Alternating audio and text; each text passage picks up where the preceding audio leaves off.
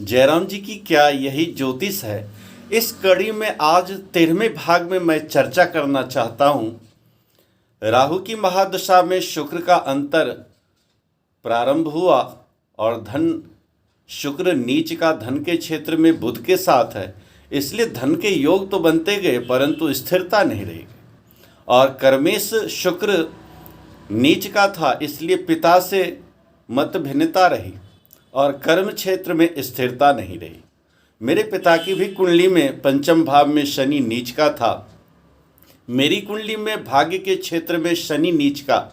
इसलिए एक विडंबना देखें कि पिता से संतान को सुख नहीं मिलना था, क्योंकि शनि नीच का पंचम भाव में था, परंतु संतान अच्छी हो सकती है। इसी प्रकार से मेरे भाग्य में शनि नीच का है, तो नीचता से भाग्योदय हो सकता है, परंतु सही मार्ग से जो है भाग्योदय नहीं हो सकता है। यहाँ पर मैं जब ये 24-25 वर्ष का हुआ और 95-96 की बात है, इधर पिता ने हमें दुत्कार दिया कि काहे का हिसाब, माँ से मैं खिन्न हो गया, शिक्षा छूट गई, पत्नी को सुख नहीं दे पाया, सारी तरह की विडंबना रही। चूँकि राहु में शुक्र का अंतर था, मेरे पिता बहुत सारे मेहनत से उन्होंने बहुत सारी ज़मीनें हमारे लिए ली। हमारा जो निवास स्थान पिता का वर्तमान समय झंझारपुर बिहार में है, 1000 गज जगह उन्होंने अथक परिश्रम से ली। और एक विडंबना शुरू हुई। देखिए, जब समय खराब होता है तो हमारे पिताजी 7 भैया, उसमें मेरे पिताजी ने बहुत मेहनत करके एक और भाई के साथ अलग हो गए और उन्होंने शायद भविष्य को सोचा होगा कि हमारे बालक पे ज़मीन काफ़ी हो, इसलिए उन्होंने ज़मीन ली, आगे पीछे ली, पर अनपढ़ थे। एक बार तो बैंक का ऋण लेने गए थे तो एक ताऊ ने धोखा दिया और चेक को पैसे उठा भी लिए, बोले रिजेक्ट हो गया, इसलिए गरीबी हो गई। चूँकि उनके भी शिक्षा के क्षेत्र में और संतान के क्षेत्र में शनि है नीच का, तो दोनों क्षेत्रों में लाभ नहीं होना था, इसलिए एक हानि तो उनको लोन लेने के बाद लोन मिला नहीं और चक्रवृद्धि ब्याज से उनको लोन चुकाना पड़ा। दूसरी बात ये आई उनके साथ कि एक और ताऊ जी थे हमारे गांव के ही, उनकी ज़मीन हमारी ज़मीन के बराबर में थी और बदलनामा किया उन्होंने। एक अच्छी जगह, एक बगीचा था, हमारे ताऊ जी को हमारे पिताजी ने दिया और बराबर की ज़मीन ली। एक और ताऊ जी थे, उनसे भी हमारे पिताजी ने ज़मीन ली और हमारे लिए उन्होंने काफ़ी निवास की जो जगह बनाई।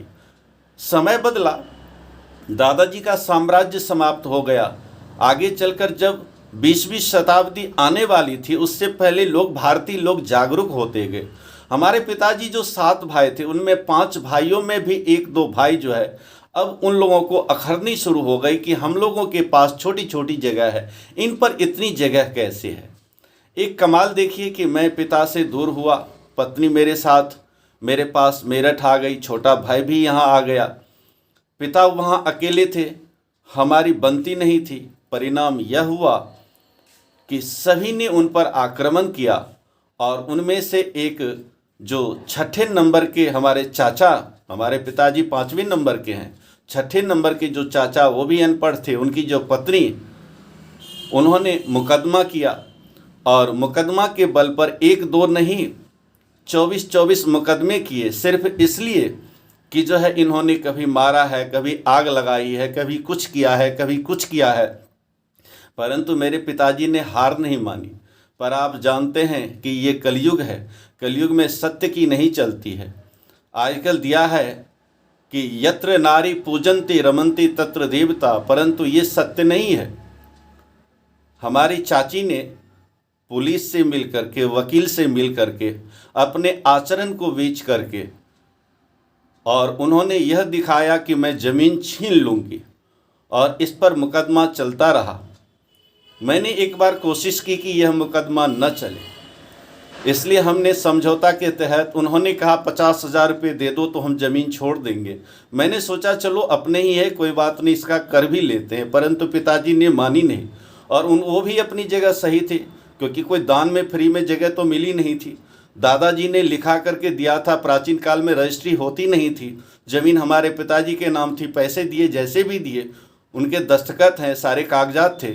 इसलिए मुकदमा में कहीं पर वो यह साबित नहीं कर पाए कि यह ज़मीन हमारी है, परंतु बदले में उन्होंने यह मुकदमा किया कि इन्होंने मारा है, इन्होंने आग लगाई है, इन्होंने यह करा है, यानी अनेक प्रकार की ऐसे मुकदमे किए जिसमें हमारे पिताजी को उन्होंने परेशान किया। और आपने दिया है कि यौवनम धन संपत्ति, जब युवावस्था होती है तो गर्धवा भवति सुंदरी, इसलिए वहाँ पर महिला के कारण, रंग रूप के कारण चाची के पास यही एक संपत्ति थी जिसके बल पर उन्होंने वकील को जीत लिया, पुलिस वालों को जीत लिया, और हमारे पिताजी को हर जगह नतमस्तक होना पड़ा। हमारी उनकी बनती नहीं थी, हम दूर थे और यह युद्ध चलता रहा। किंतु आप जानते हैं कि महिला की जगह पुरुष की जीत नहीं हो पाती है, क्योंकि पुरुष चाहे कितना सत्यवादी हो, काम वेदना जो होती है, काम की जो भावना होती है, बड़े बड़े लोगों को झुका देती है।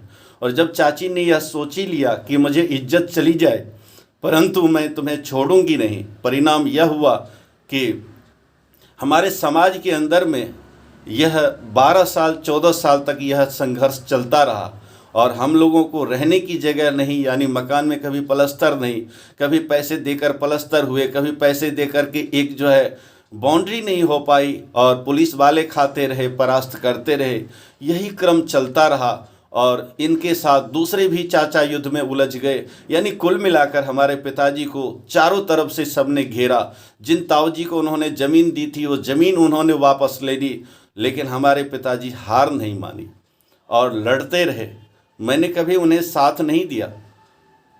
पिताजी ने मकान बनाया गांव में, और मकान बनाने के बाद उनको भी 2-4 रुपये किराए से आमदनी का साधन हुआ, और वो भी आगे बढ़ते रहे। हम लोग भी मेरठ में रहकर आगे बढ़ते रहे।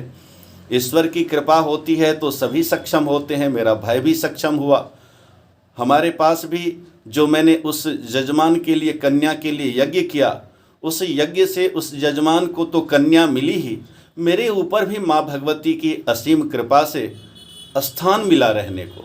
आज मैं 1999 से लेकर के 2020 है, ये मुझे 21 वर्ष हो गए यहाँ पर, और उस पाठ करने से माँ भगवती की ऐसी कृपा हुई कि यह जगह मिली। नाम है किशनपुरी धर्मशाला, देहली गेट, मेरठ।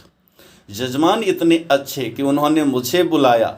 मैं यज्ञ कर रहा था, 20 दिन और लगते, उन्होंने इंतज़ार करा। मेरे बच्चों को रहने की व्यवस्था करी उन्होंने। और मानो कि माँ भगवती की कहते हैं ना कि पत्रम पुष्पम फलम तोयम मामेकम शरणम ब्रजा। जब आप भगवान की शरण में जाते हैं सब कुछ को छोड़कर, तो भगवान दोनों हाथों से उठाते हैं। मुझे निवास मिला और एक सहारा मिला, क्योंकि मैं योग्य व्यक्ति तो था किंतु मेरे पास एक ठिकाना नहीं था। 1999 में आकर के मुझे ठिकाना मिला। यहाँ पर हम रहने लगे, आगे बढ़ते गए। आगे की कथा की चर्चा फिर मैं आगे करूँगा। जयराम जी की नमस्कार।